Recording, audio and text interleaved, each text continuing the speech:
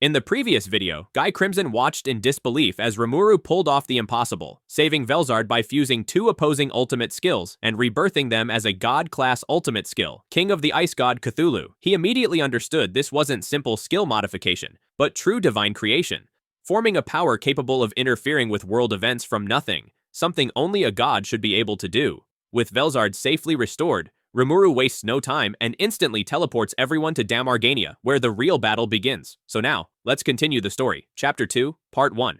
On the Western Front, the only place that could still be called even relatively safe was the base point of the Holyfield barrier, one of 8 anchors desperately holding the line. But even there, survival felt temporary. That illusion shattered when Kakayashi, the massive wolf-like cryptid, suddenly shrank into a human form, radiating far greater power than before, hesitating only because it was still adjusting to fighting without its beastly instincts. Sari, guarding the barrier, immediately knew the situation had worsened, exchanging grim jokes with Fritz, both fully aware that escape was meaningless for anyone left on the battlefield.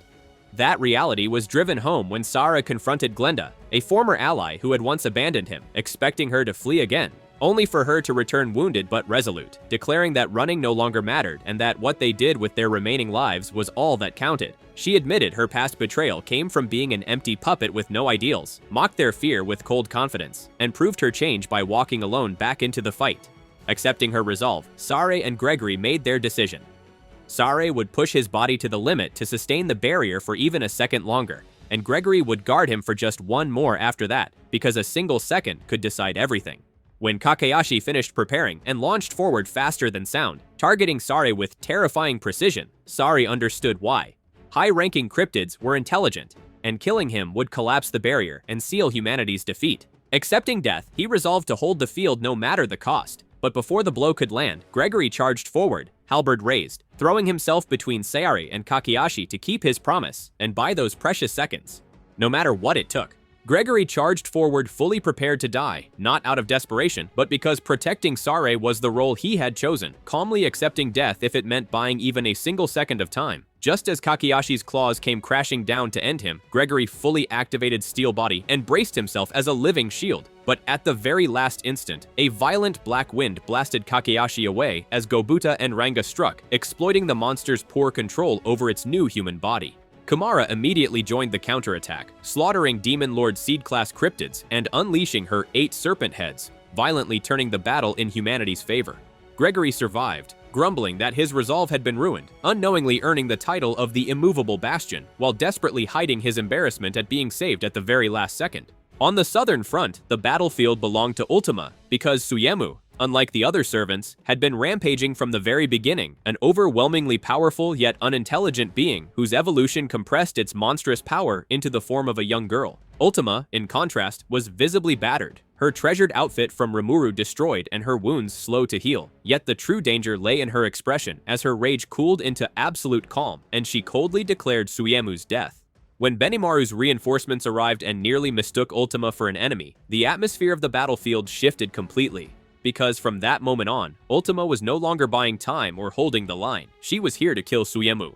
The gap in presence was overwhelming. Suiemu's existence value surpassed Ultima's by more than 20 times. As containment measures rushed into place, Suimu struck first, awkwardly mimicking human motion to unleash a lightning-fast punch packed with super-compressed aura. Imperceptible to most, it was still slow by Suiemu's sublight standards, and its unfamiliarity with a human body became a fatal flaw. The moment the strike connected, Ultima effortlessly redirected the force and returned it more than twice over, stunning Suiemu for the first time in its existence. This wasn't a fight of power or logic anymore. It was personal, fueled by Ultima's pride and fury, her martial arts operating beyond reason. Smiling coldly at her stunned opponent, she delivered a single warning.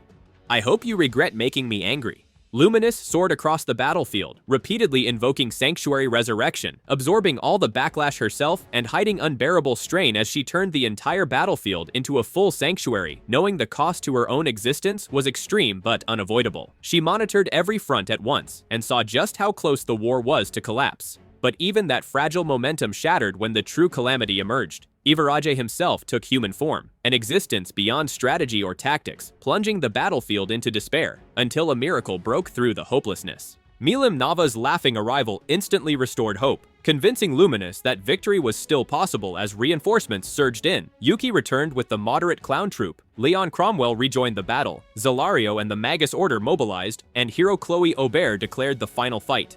Luminous issued rapid orders. Malim took on Ivarage with Chloe's foresight. Yuki rushed to save Mai, Veldora moved to finish Kakayashi, Leon and Zelario secured the south. The Magus Order stabilized the north, and for the first time, it felt like humanity had the advantage, or so she thought.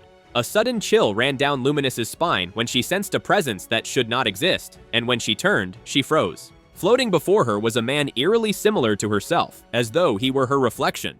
In that instant, Luminous realized the terrifying truth. The impossible had happened. Standing before her was Twilight Valentine, the progenitor god who was supposed to have been completely erased by Carrera's judgment bullet, now alive and watching.